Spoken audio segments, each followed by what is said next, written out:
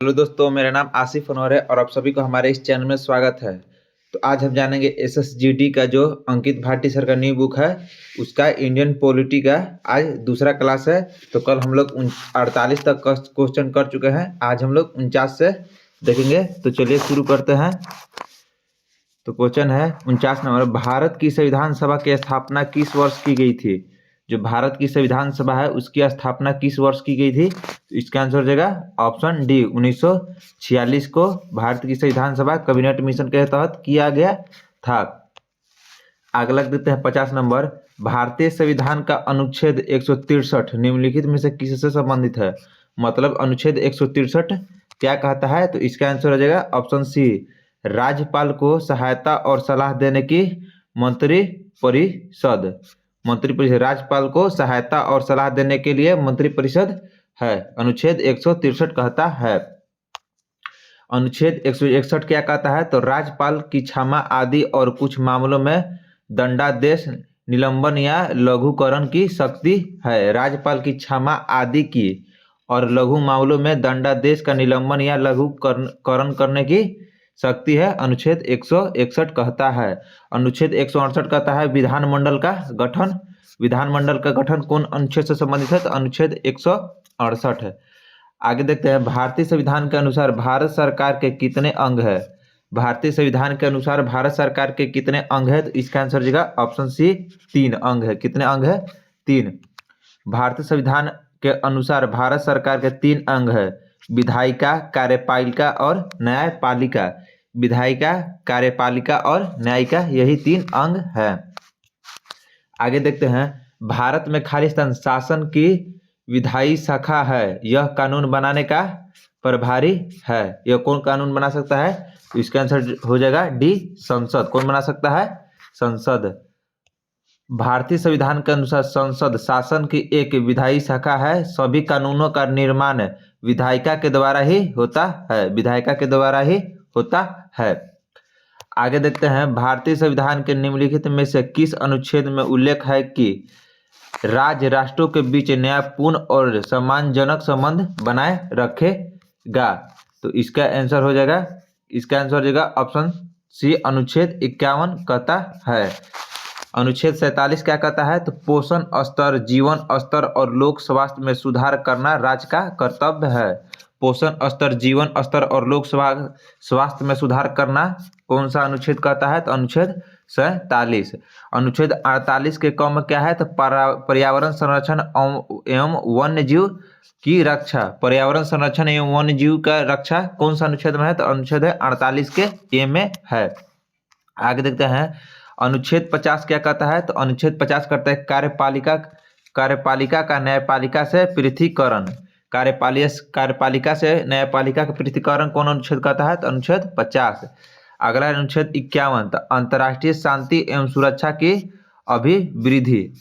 अंतर्राष्ट्रीय शांति एवं सुरक्षा की अभिवृद्धि कौन करता है? तो अनुच्छेद 51 करता है।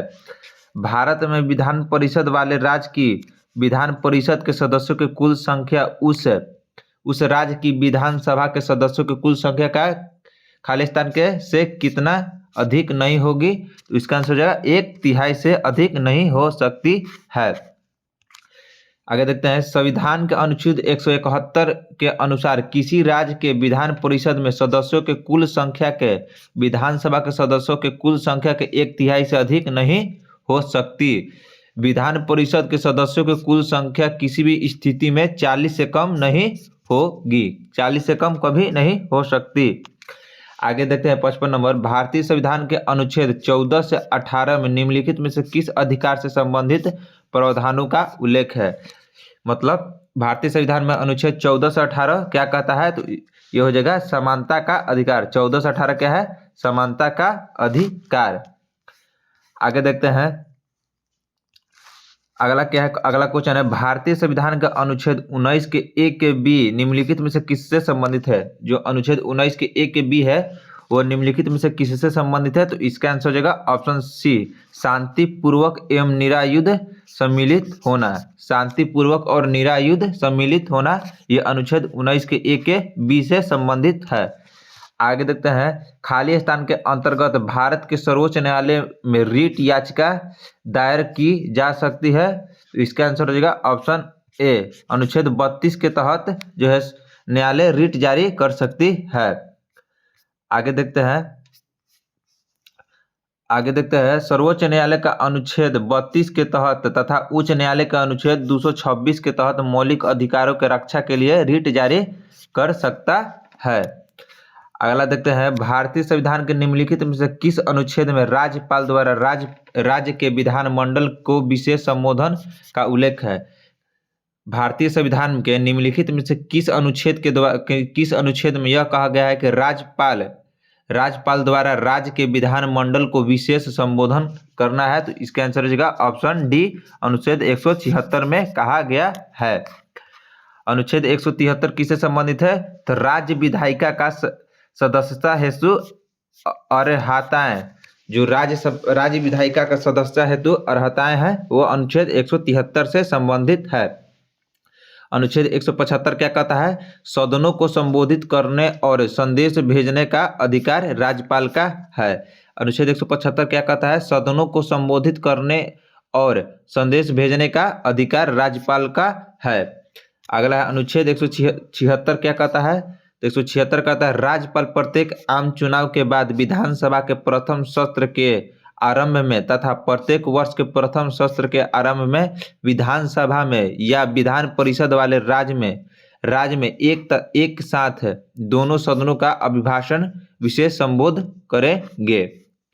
आगे देखते हैं 59 नंबर, संविधान की समाज की बदलती आवश्यकताओं को पूरा करने के लिए समय के साथ अनुकूलित होने और बढ़ने की क्षमता का वर्णन किस शब्द से किया जाता है? तो इसका आंसर हो जाएगा ऑप्शन डी, लचीलापन से।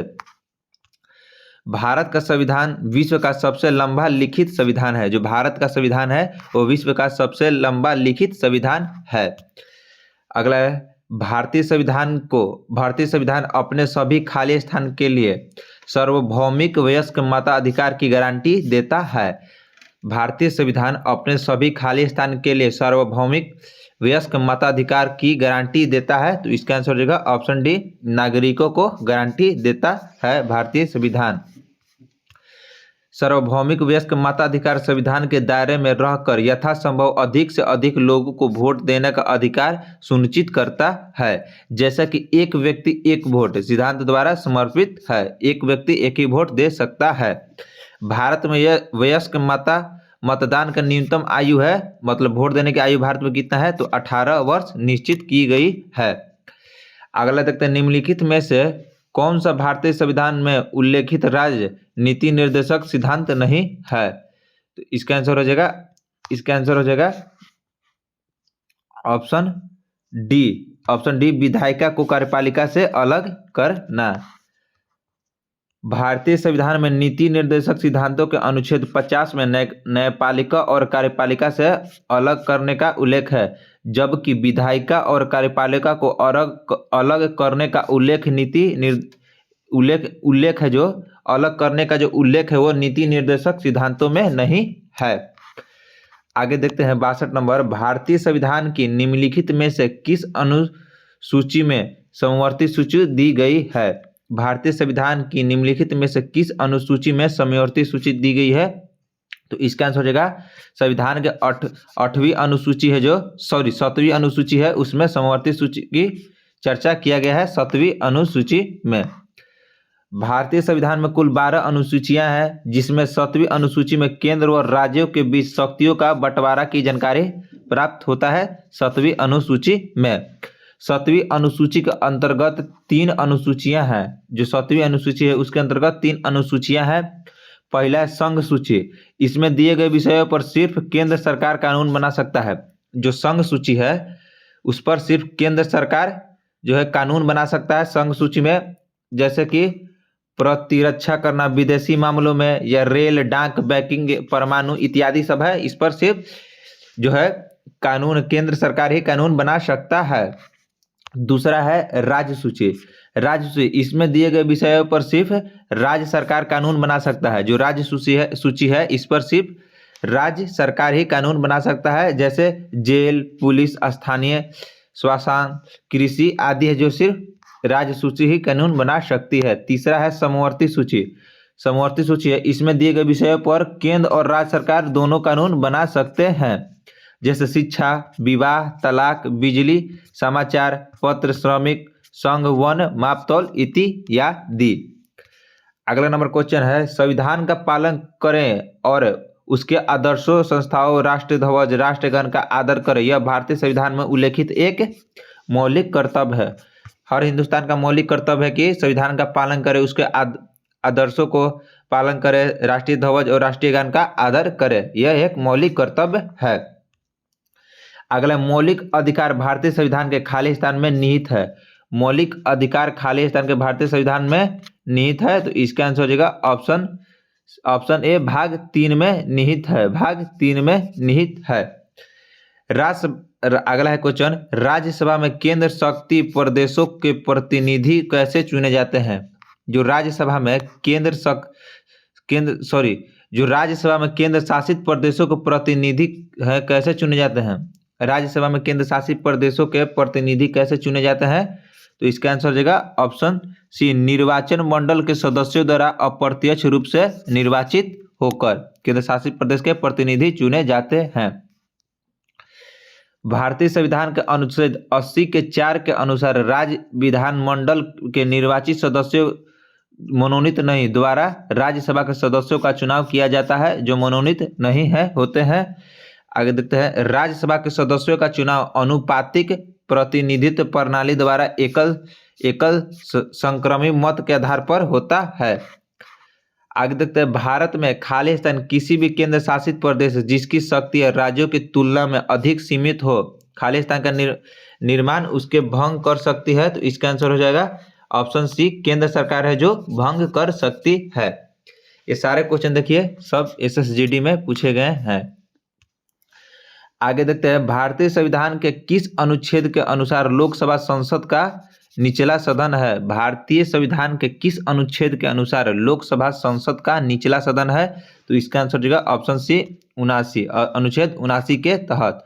अनुच्छेद 79 के अनुसार भारत का संसद राष्ट्रपति, राज्यसभा, उच्च सदन, लोकसभा, निम्न सदन से मिलकर बना है।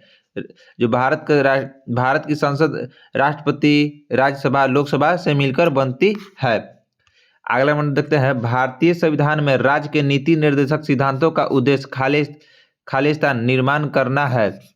जो भारतीय संविधान का राज्य का नीति निर्देशक सिद्धांत है उसका उद्देश्य है एक खाली स्थान निर्माण करना, तो इसका आंसर हो जाएगा ऑप्शन बी, कल्याणकारी राज्य का निर्माण करना।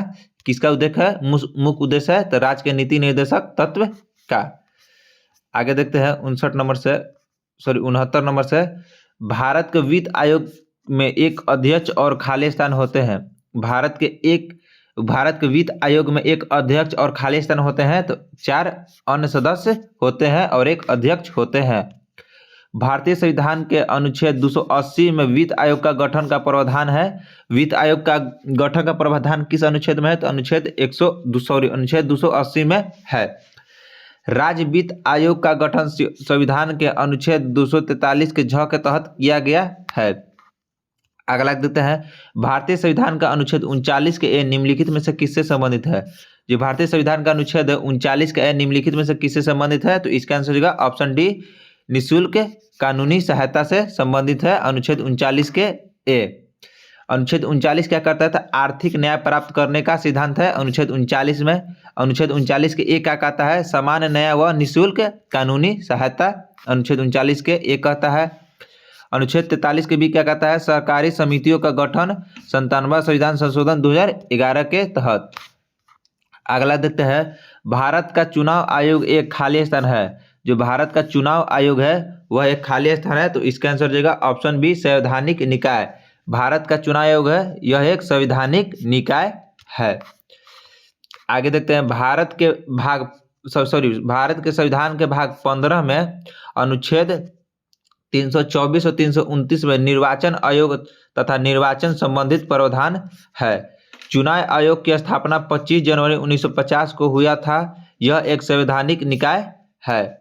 मुख्य चुनाव आयुक्त की नियुक्ति राष्ट्रपति करता है। जो मुख्य चुनाव का आयुक्त होता है उसका नियुक्ति राष्ट्रपति करता है तथा इसका कार्यकाल 6 वर्षों से या 65 वर्ष की आयु तक होता है, जो भी पहले होता है।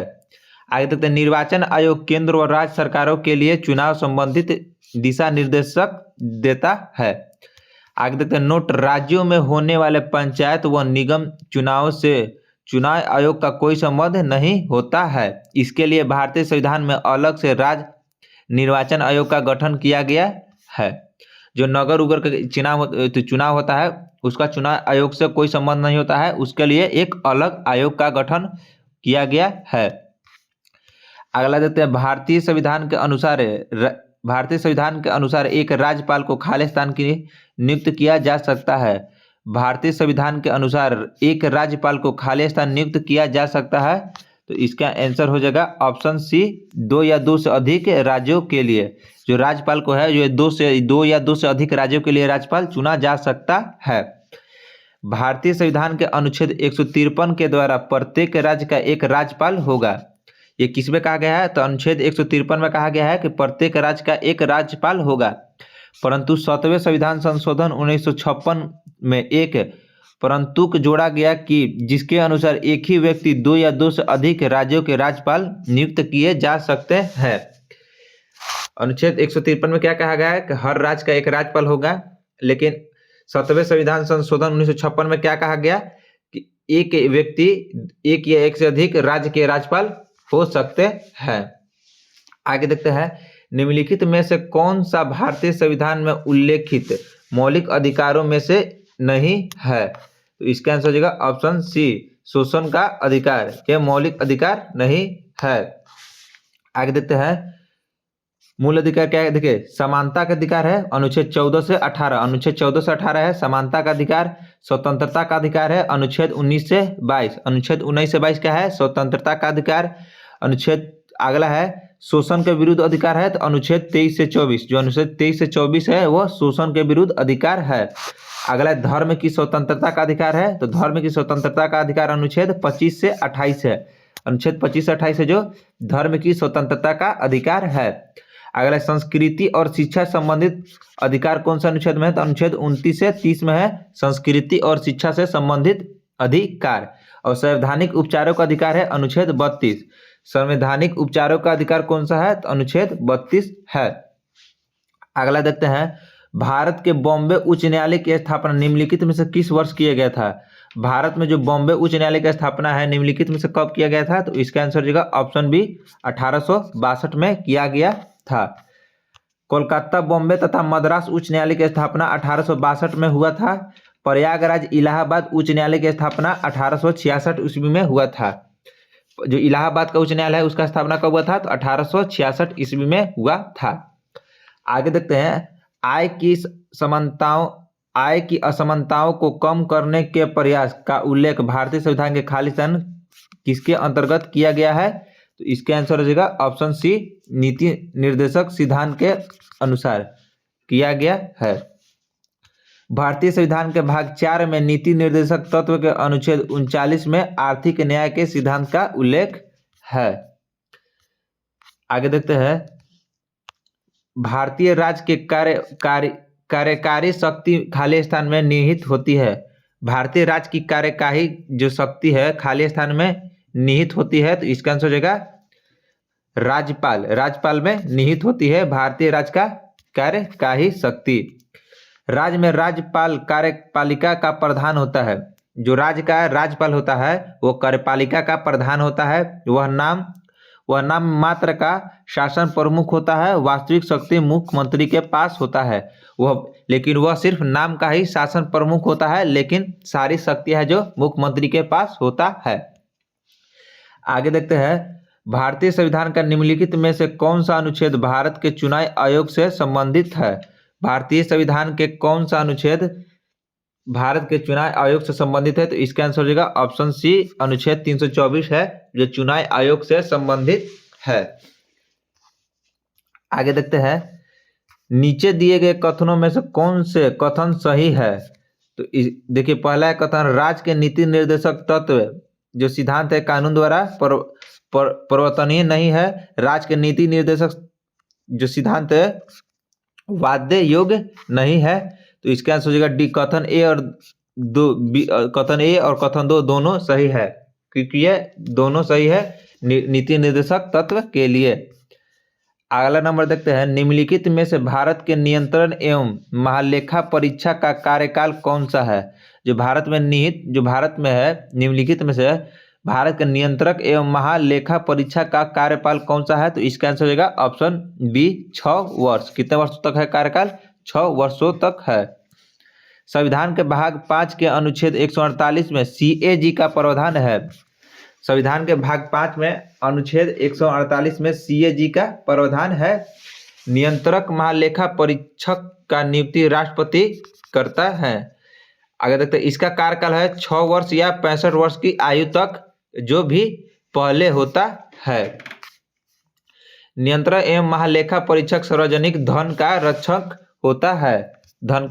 होता है। आगे देखते हैं, भारतीय संविधान के अनुच्छेद 32 के अनुसार संवैधानिक उपचारों का अधिकार खालिस्तान के प्रवर्तक के लिए है। भारतीय संविधान के अनुच्छेद 32 के अनुसार संवैधानिक उपचारों का अधिकार खालिस्तान के प्रवर्तन के लिए है। तो इसका आंसर हो जाएगा ऑप्शन सी, मौलिक अधिकारों का प्रवर्तन के लिए है। संवैधानिक उपचारों के अधिकार को डॉक्टर भीमराव अंबेडकर ने संविधान की आत्मा कहा है। जो अनुच्छेद 32 है उसे संविधान की आत्मा कहा है डॉक्टर भीमराव अंबेडकर ने। मूल अधिकारों की रक्षा के लिए सर्वोच्च न्यायालय अनुच्छेद 32 के तहत 5 प्रकार की रीट जारी कर सकता है। मूल अधिकारों की रक्षा के लिए सर्वोच्च न्यायालय अनुच्छेद 32 के तहत 5 प्रकार का रीट जारी कर सकता है। आगे देखते हैं, भारतीय संविधान के खालिस्तान में लोकसभा के अध्यक्ष के पद का उल्लेख किया गया है। जो भारतीय संविधान के खालिस्तान में लोकसभा के अध्यक्ष होते हैं उसका पद के लिए कौन सा अनुच्छेद में चर्चा किया गया है। तो इसका आंसर हो जाएगा ऑप्शन डी, अनुच्छेद 93 में किया गया है। आगे देखते हैं, लोकसभा का अध्यक्ष लोकसभा के सदस्य में से कोई एक होता है। खालिस्तान लोकसभा के पहले अध्यक्ष जीवी मलंकर थे। लोकसभा के पहले अध्यक्ष कौन थे? तो जीवी मलंकर थे। कोई विधेयक धन विधेयक अनुच्छेद 11 है या नहीं, इसका निर्धारण लोकसभा के अध्यक्ष द्वारा किया जाएगा। दोनों सदनों का संयुक्त बैठक की अध्यक्षता लोकसभा का अध्यक्ष करता है। जो दोनों सदनों का संयुक्त बैठक होगा तो उसका अध्यक्षता लोकसभा के अध्यक्ष करता है। यह अनुच्छेद 108 में कहा गया है। आगे देखते हैं, सर्वोच्च न्यायालय के पास उन मामलों में निवेश सलाहकार क्षेत्राधिकार है जिन्हें संविधान के अनुच्छेद खालिस्तान के तहत भारत के राष्ट्रपति द्वारा विशेष रूप से संदर्भित किया जा सकता है। तो इसका आंसर होगा ऑप्शन ए 143, अनुच्छेद 143 के तहत। अनुच्छेद 124 क्या कहता है? तो उच्चतम न्यायालय का गठन। उच्चतम न्यायालय का गठन अनुच्छेद 124 कहता है। अनुच्छेद 214 क्या कहता है? तो अनुच्छेद 214 कहता है उच्च न्यायालय का गठन। उच्चतम न्यायालय का गठन 124 कहता है और उच्च न्यायालय का गठन 214 कहता है। भारतीय संविधान के अनुच्छेद 51 के एक अनुसार एक नागरिक के कितने मौलिक कर्तव्य हैं? तो इसका आंसर हो जाएगा ऑप्शन ए 11 है मौलिक कर्तव्य। कितना है? 11। आगे देखते हैं, भारतीय संविधान के निम्नलिखित में से किस भाग का संबंध राजभाषा से है? भारतीय संविधान के निम्नलिखित में से किस भाग का संबंध राजभाषा से है? तो इसका आंसर हो जाएगा ऑप्शन सी अनुच्छेद 17। अनुच्छेद 17 का संबंध राजभाषा से है। भारतीय संविधान के भाग 17 है जो अनुच्छेद 343 से 351 में राजभाषा का उल्लेख है। अनुच्छेद 343 क्या कहता है? तो संघ की राजभाषा हिंदी और लिपि देवनागरी होगी। जो अनुच्छेद 343 कहता है वो कहता है संघ की राजभाषा हिंदी और लिपि देवनागरी होगी। अनुच्छेद 348 क्या कहता है? तो अनुच्छेद 348 कहता है सर्वोच्च न्यायालय तथा उच्च न्यायालय की भाषा होगी। 348 क्या कहता है? सर्वोच्च न्यायालय तथा उच्च न्यायालय की भाषा होगी। अगला है अनुच्छेद 350 के क। यह का क्या कहता है? तो प्राथमिक स्तर पर मातृभाषा में शिक्षण के लिए सुविधाएं। यह अनुच्छेद 350 कहता है। 351 अनुच्छेद क्या कहता है? तो हिंदी भाषा के विकास के लिए निर्देश। हिंदी भाषा के विकास के लिए निर्देश कौन सा अनुच्छेद कहता है? तो अनुच्छेद 351 कहता है। आगे देखते हैं, भारत में विधिक सेवा प्राधिकरण अधिनियम खालिस्तान कानून सहायता आंदोलन को वैधानिक दर्जा प्राप्त प्रदान करता है और यह केंद्रीय, राज्य और जिला स्तरों पर विधिक सेवा प्राधिकरण की स्थापना की प्रावधान करता है। वो कब किया गया है? तो इसका आंसर हो जाएगा ऑप्शन डी 1987 में। आगे देखते हैं, भारतीय संविधान के अनुसार शोषण के विरुद्ध अधिकार सभी प्रकार के खालिस्तान और मानव तस्करी पर रोक लगाता है। तो इसका आंसर होगा ऑप्शन बी जबरन श्रम, मतलब आप किसी बालक को जबरदस्ती काम पर नहीं लगा सकते हैं। अगला है, देखिए अनुच्छेद 23 कहता है मानव का दुर्व्यापार और बालात श्रम का जो मानव का व्यापार है और बालात श्रम पर रोक अनुच्छेद 23 करता है। अनुच्छेद 24 क्या कहता है? तो 14 से कम आयु वाले बच्चे को कारखानों या अन्य किसी जोखिम भरे काम पर नियुक्ति नहीं किया जा सकता, अनुच्छेद 24 कहता है। भारतीय संविधान का अनुच्छेद 12 खालिस्तान का प्रावधान क्या कहता है? तो अनुच्छेद 12 कहता है, इसके आंसर राज्यसभा की परिभाषा, राज्य की परिभाषा अनुच्छेद 12 कहता है। अनुच्छेद 12 है जो राज्य की परिभाषा भारत की सरकार व संसद, राज्य और सरकारों को विधानमंडल सभी पदाधिकारी, मतलब राज्य की परिभाषा कौन सा अनुच्छेद देता है? तो अनुच्छेद 12 देता है। आगे देखते हैं, भारतीय संविधान की कौन सी विशेषताएं इस विचारों को दर्शाती है कि शक्ति संकेंद्र को रोकने के लिए सरकार की शक्तियों को कार्यपालिका, विधायिका और न्यायपालिका शाखाओं में विभाजित किया गया है? तो इसका आंसर होगा ऑप्शन डी शक्ति का पृथकीकरण। कौन बताता है? शक्ति का पृथकीकरण। विधायिका, देखिए विधायिका होता है, विधायिका का कार्य कानूनों का निर्माण करना। कानून का निर्माण कौन करता है? विधायिका। भारत में विधायिका 2 सदनों लोकसभा और राज्यसभा में मिलकर बनी है। देखिए कानून कौन बनाता है? विधायिका। और जो भारत में विधायिका है वो 2 सदनों से मिलकर बना है, एक लोकसभा और राज्यसभा से मिलकर बना है विधायिका। देखिए कार्यपालिका का काम क्या है? तो कार्यपालिका का कार्य है विधायिका द्वारा निर्मित कानूनों के अनुसार शासन चलाना। जो विधायिका कानून बनाएगा उसी पर शासन चलाना कार्यपालिका का जो है मुख्य काम है। भारत में राष्ट्रपति, प्रधानमंत्री व मंत्रिमंडल कार्यपालिका के अंग है। भारत में कार्यपालिका का अंग कौन कौन सा है? राष्ट्रपति, प्रधानमंत्री एवं मंत्रिमंडल, तो सारे कार्यपालिका के अंग हैं। तीसरा है न्यायपालिका। न्यायपालिका शासन का तीसरा अंग है जिसका कार्य विधायिका द्वारा निर्मित कानूनों का विवादों का समाधान करना। देखिए जो तीसरा न्यायपालिका का काम है, अगर कोई जैसे विधायिका कानून बनाएगा, अगर उस पर कुछ विवाद होगा तो उसको सुलटने के लिए न्यायपालिका काम करेगी।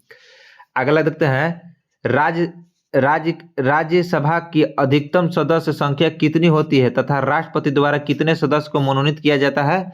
तो इसका आंसर हो जाएगा ऑप्शन सी। अधिकतम संख्या होती है जो 250 होती है और राष्ट्रपति 12 सदस्य को मनोनीत कर सकते हैं। अगला है, विश्व का सबसे लंबा लिखित संविधान किस देश का है? तो विश्व का सबसे लंबा लिखित संविधान ऑप्शन डी अपना प्यारा देश भारत का है। अगला है, सबसे पुराना संविधान संयुक्त राज्य अमेरिका का है। जो सबसे पुराना संविधान है तो वो अमेरिका का है। लिखित संविधान की अवधारणा फ्रांस के द्वारा लिया गया है। जो लिखित संविधान का अवधारणा है किस देश से लिया गया है? तो फ्रांस से लिया गया है।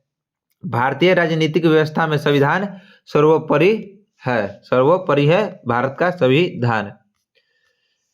आगे देखते हैं, कानून का शासन किसी भी खालिस्तान की नींव है, जिसका अर्थ है कि कोई भी व्यक्ति कानून के ऊपर नहीं है।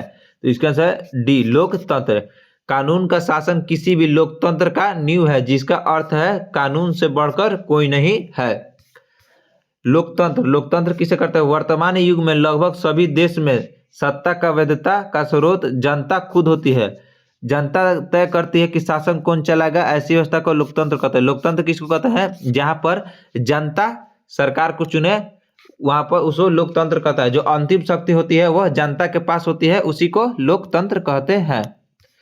अगला देखते हैं, 26 नवंबर 1949 को डॉक्टर राजेंद्र प्रसाद ने सभा के अध्यक्ष के रूप में दस्तावेज पर हस्ताक्षर किए। यह किस दस्तावेज के बारे में बात कर रहे हैं? तो इसका आंसर हो जाएगा ऑप्शन सी भारतीय संविधान के बात कर रहे हैं।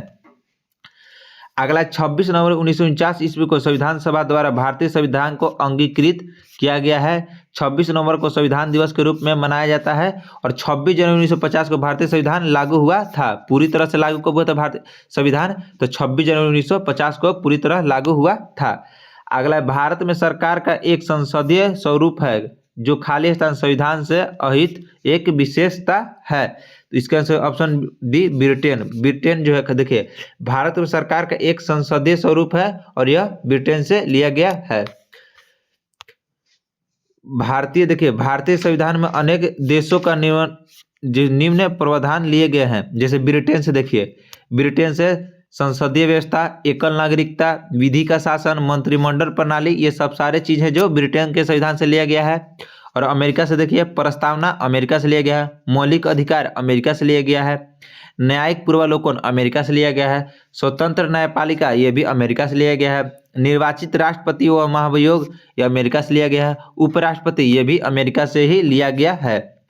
और अगला देखिए, ऑस्ट्रेलिया। तो प्रस्तावना की भाषा है जो हमारा प्रस्तावना है जो संविधान में है, उसकी भाषा है जो ऑस्ट्रेलिया से लिया गया है। संसद के दोनों सदनों के संयुक्त बैठक होगा, ये भी ऑस्ट्रेलिया से लिया गया है। समवर्ती सूची है यह ऑस्ट्रेलिया से भी लिया गया है। केंद्र राज्य का संबंध ये भी ऑस्ट्रेलिया से लिया गया है। तो चलिए दोस्तों, आज के लिए इतना ही। मिलते हैं हम अगले वीडियो 94 नंबर क्वेश्चन से। धन्यवाद।